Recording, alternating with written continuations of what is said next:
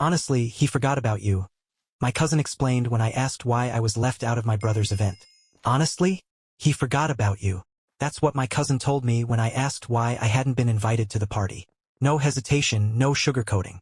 Meanwhile, I was gliding through the Rockies on a luxury train, gazing out the window at snow-dusted peaks. They, on the other hand, had been watching everything burn. He forgot about you?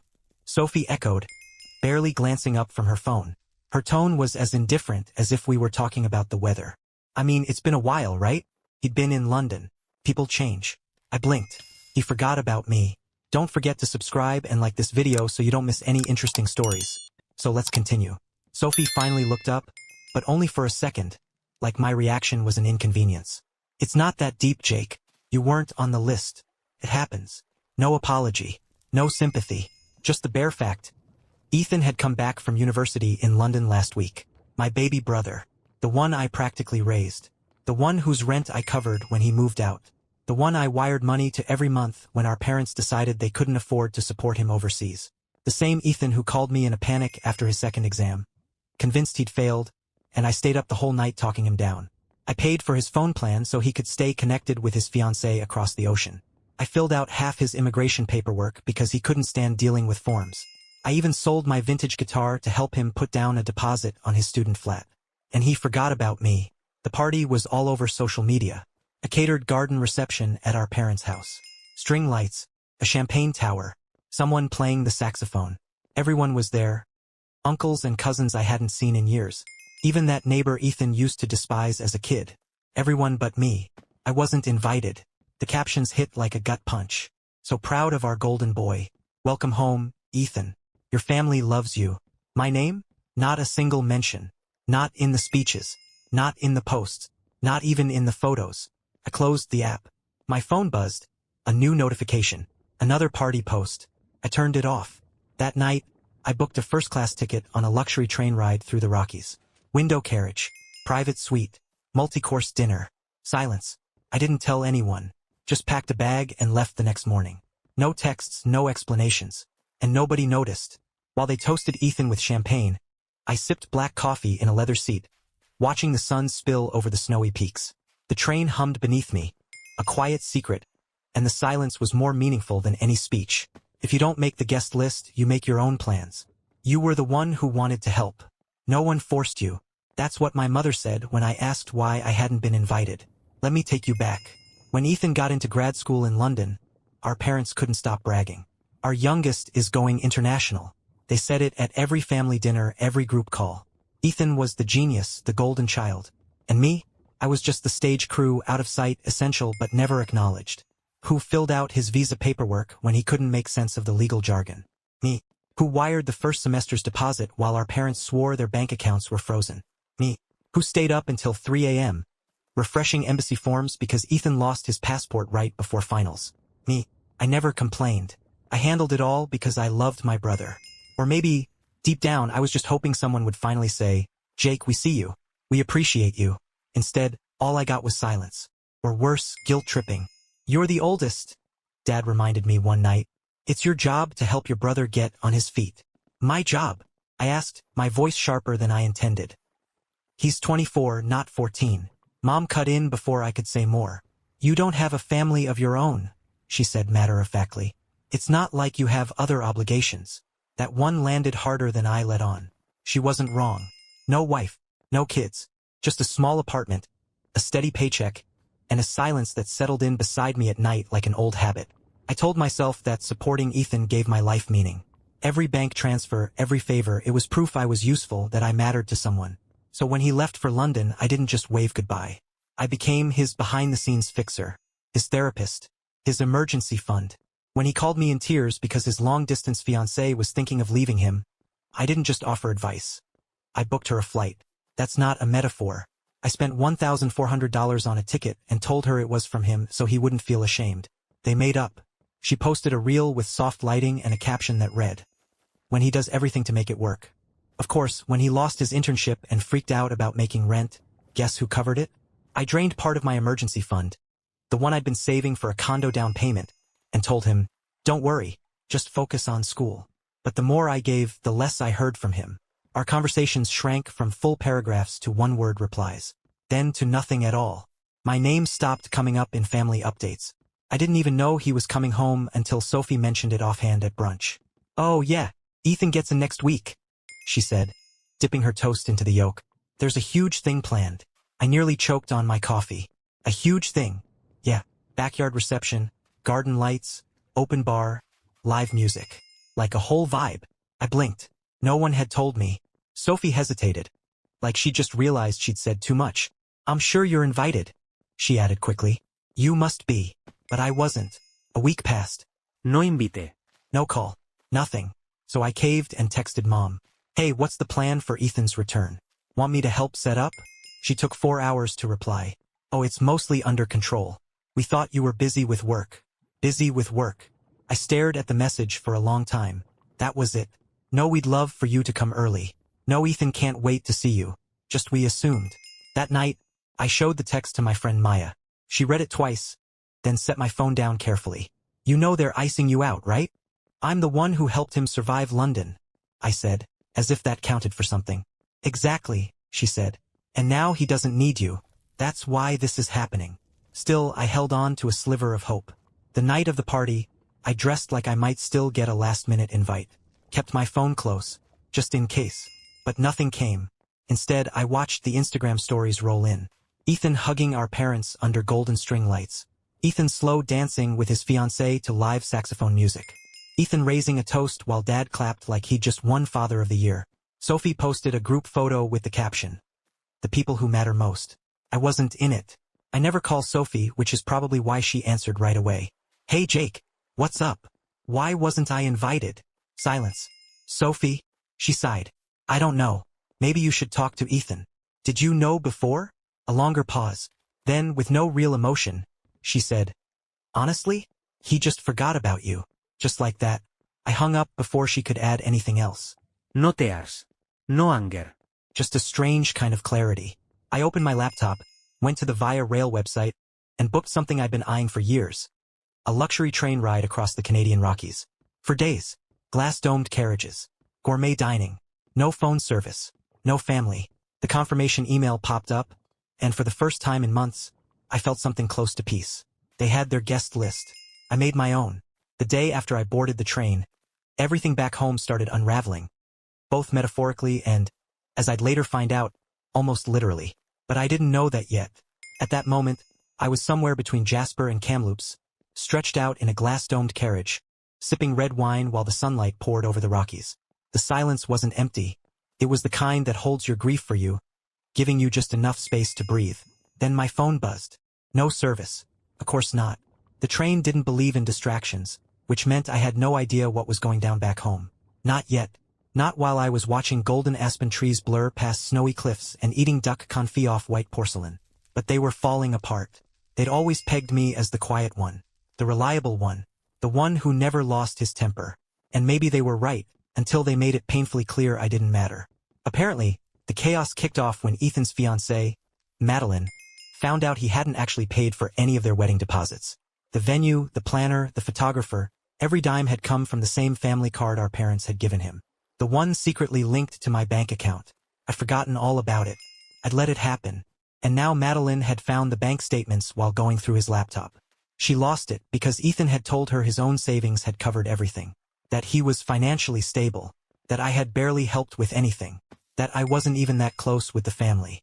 Then she found something worse. A Google Doc. Title, Jake Emergency Plan, Worst Case Scenario. And inside, a step-by-step guide on exactly what to say if I ever called him out in public. Deflection lines. Word for word. Jake has always been dramatic. He gets jealous when I succeed. He just wants attention. I wish I was kidding. By the time I stepped off the train and got service again, my phone exploded. Texts from Mom. Voicemails from Dad. Missed calls from Sophie. One panicked message from Madeline. "I'm sorry. I didn't know. You were right about all of it." And then the family group chat. Family core. 13 members. Ethan, Jake. We need to talk. Mom. Please don't make this worse. Dad. This isn't the time for one of your speeches.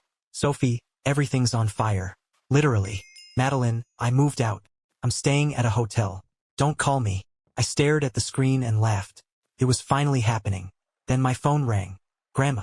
I hadn't heard from her in months. But she'd always been the only one who truly saw me. She never wasted words. Never tiptoed. Jake, she said, skipping a hello. You didn't go to the party?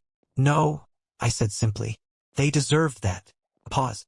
Would you like to come for dinner this week? Just us. I blinked. You're inviting me? Of course, she said. I'm not blind. I've been watching all of this for years. That was all I needed to hear. But the real storm hit 2 days later. By then, I was back in the city when Mom called, demanding a meeting. We need to talk this out, Jake, she said, her voice clipped. For the family. So I went. We met at the family house. The same one where Ethan's grand homecoming had taken place. Now it was eerily quiet. Like someone had scrubbed every trace of the party away with bleach. When I stepped inside, the tension was thick enough to choke on. Ethan was already there, slumped in the living room, pale and silent, his hands clenched tight. Dad stood near the fireplace. Mom paced the room, arms crossed so tight it looked painful. Madeline's absence hung between them like a ghost no one wanted to name. Then Mom turned on me, hands on her hips. You've been childish, she said, like she was scolding a kid who refused to share. You made a scene by not coming. Do you have any idea how humiliating it was to explain to the guests why you weren't there? I raised an eyebrow. Humiliating for who? For us, she snapped. People asked if we had a falling out. I had to tell them you were just busy with work. Ethan finally looked up from where he sat, arms folded tight across his chest. Why are you trying to sabotage me? I let out a dry laugh. That's what he thought this was? Sabotage. I repeated. You didn't even tell me you were upset, he said. You could have just said something. I blinked at him. Oh, you mean like when I texted Mom asking if I could help with your party and she ghosted me? Or when I found out I wasn't invited from Sophie's Instagram? Across the room, Sophie, who'd been quietly sipping tea like she wished she was anywhere else, muttered. You weren't technically uninvited. I turned to her, my voice cracking. Sophie, you all knew. Ethan pushed himself up, smoothing out his shirt like he was preparing for a debate. Look, I didn't think you'd want to come. We're just in different places in life. I just finished my master's abroad. You're, still doing the same job. The same job. The one that paid for his tuition. The one that covered his rent. The one that bought his engagement ring. I stepped forward, my voice cold. Say that again, but slower. His jaw tensed. You're twisting my words. No, I said evenly. I'm just hearing them for what they are. Mom stepped between us, her voice sharp. Enough. We didn't mean to exclude you, Jake, but you've always been sensitive. There it was. The classic dismissal. Not ignored. Not used. Just sensitive. I pulled out my phone, opened my banking app, and turned the screen toward them. $48,600. That's how much I've sent over the last 3 years, I said. Does that look sensitive to you? Silence. This is how much of my life I've handed over. Quietly. Willingly. And what did I get back? An Instagram story captioned, "The people who matter most." Dad exhaled heavily, rubbing his forehead. Let's not turn this into a drama. It is a drama, I shot back. It's your favorite genre. Starring Ethan as the golden boy, Mom as the martyr, and me. I gestured at myself, as the background extra. Silence. And then I did something I never thought I would. I walked to the mantel, picked up the framed family photo from Ethan's graduation, the one where I'd been cropped halfway out, and placed it face down. I'm done, I said, turning to them. Done helping. Done paying. Done being quiet. Mom's voice dropped to a whisper. Jake, you don't mean that. Ethan's voice cracked. You're my brother. I met his eyes. No, I was your wallet. And then I walked out. I didn't look back. Not because I didn't want to, but because I knew if I did, something in me would hesitate. Something would try to forgive. Try to slip back into silence. But that version of me didn't survive the living room that day. The quiet that followed was deafening. No missed calls. No messages. No frantic apologies. Just peace. That first night, I sat alone in my apartment and let myself feel it. The weightlessness of not carrying anyone else's life. It was strange. Almost disorienting. Like taking off a backpack I forgot I'd been wearing for 10 years. Then, on day 3, the messages began. The first message came from my mother. You made your point. Enough already. The second, from my father. Your brother's devastated. He hasn't eaten. Are you happy? I didn't reply, because I was happy. Not in a smug way. Not in a vengeful way. but in a way that felt like stepping outside after years in a basement. Sunlight on my skin, fresh air in my lungs. The irony. For the first time in my life, I didn't want to fix it. I didn't feel guilt. I didn't wonder if I'd gone too far. Instead, I started living. I took myself out for breakfast. Sat in the corner of a cafe, no phone, just a book. I walked through the park listening to jazz. I deleted the family group chat. I changed the password to the shared Netflix account. Little things, but they felt like reclaiming oxygen. Then, on the 5th day, my cousin Sophie called. I almost didn't answer. "Hey," she said softly. "Can we talk?" "About what?" "About what happened." I didn't know it would go this far. I laughed. "Go this far?" "Sophie, I wasn't invited to my own brother's party." Silence. Then a sigh. "I knew," she admitted. "I knew you weren't invited. Ethan told me not to tell you. He said, Jake won't mind. He's always busy anyway." There it was. The mask finally slipping. I didn't speak. "Madeline left him," Sophie said quickly, like pulling off a bandage. "She moved out. She found the bank records. She found out everything." I froze. She said she had no idea he used her card, or lied about it, or about the trip to France. She's furious. Says she doesn't even know who he is. Pause. She also said, "You were the only reason she gave him a second chance back then." I let the words settle in my chest. Not painful, just real. "Anyway," Sophie murmured, her voice smaller now, "I'm sorry for playing along, for being a coward." I didn't say it's okay, because it wasn't, but I thanked her for telling the truth. The next day, my phone rang. I let it ring. Then a text. "Come for Sunday dinner. No pressure. Just talk." I didn't respond, because I wasn't ready to sit at that table again. Not as the person they used to ignore. Then, on day 7, a message from Madeline. "You were right about him. About all of it. I'm sorry. Thank you for everything you did. I just wish I had known sooner." I stared at it for a long time. Not because it hurt. Because it didn't. Felt like justice. Meanwhile, the family began to crack. My mother posted vague quotes on Facebook. "Forgiveness is divine," and "Some people just need time to grow." My father sent passive-aggressive texts. "We all have our roles in this family. Jake, you've always been the strong one." But I didn't want to be strong anymore. I just wanted to be me. So I started clearing the wreckage. I canceled the family card. Changed the autopay on Ethan's subscriptions. Removed myself from shared files, calendars, accounts. Left the group chat for good. Each action felt like a key turning in a lock. Not to shut them out, but to let me out. I spent the next few days somewhere quiet. Up in the mountains. No phone signal. No conversations. Just air. For the first time in years, I wasn't thinking about who needed something from me. I was thinking about what I needed. They thought I'd come back. They always do. That's the thing about people who use you, they assume you'll reset. That your boundaries are temporary. That your anger is just for show. That eventually you'll cool off, apologize, and slip right back into the role they cast you in. But not this time. Not after the silence. Not after the truth came out. Not after watching them squirm under the weight of the lies they built on my back. It's been a month. A full month since the party I wasn't invited to. Since I turned off the autopayments, deleted myself from their plans, and started writing my own. Since Madeline left. Since Ethan's perfect image shattered like a champagne glass on marble. And they've been trying everything. Last week, my mother left me a voicemail that started with, "I raised you better than this," and ended with, "This family is falling apart, and you're letting it happen." She's right. I am letting it happen. Because for the first time in my life, I'm choosing not to fix what I didn't break. Yesterday, my father texted me, "I hope you're proud. Your brother's depressed. Your mother cries every day." You know what's wild? They never once asked how I was doing. Not after being erased. Not after being stolen from. Not after watching them celebrate the golden sun I funded while pretending I didn't exist. But that's the point, isn't it? This was never about me. I was useful. A silent resource. A walking bank account with a familiar face. So when I disappeared, they didn't lose me. They lost access. And now they're panicking. Sophie texted me a few nights ago. "You should see the group chat now. It's chaos. Ethan won't talk to anyone. Your mom's threatening to rewrite the will. It's like you lit a match and walked away. But I didn't light the match. They did. When they left me off the guest list. When they said, 'He'll get over it.' When they laughed and toasted and danced, pretending I was dead weight. All I did was stop carrying their fires. The strange thing about peace is how addictive it becomes. I used to think love meant sacrifice. That family meant endurance. That being a good son, a good brother, meant swallowing disrespect for the greater good. But now, love looks like freedom. It looks like silence that heals, not silence that hides. It looks like waking up and not bracing myself for the next emotional invoice.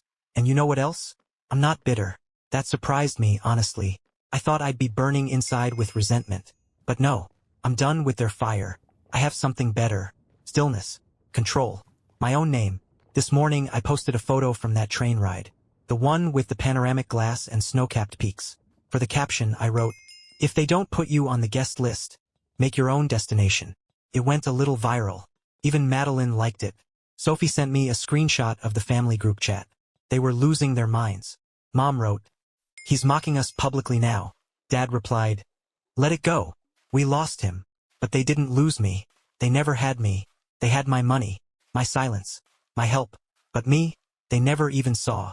I don't know what the future holds. Maybe one day, I'll sit across from Ethan, and he'll finally say the words I deserve. I'm sorry. I used you. I was selfish. Maybe he won't.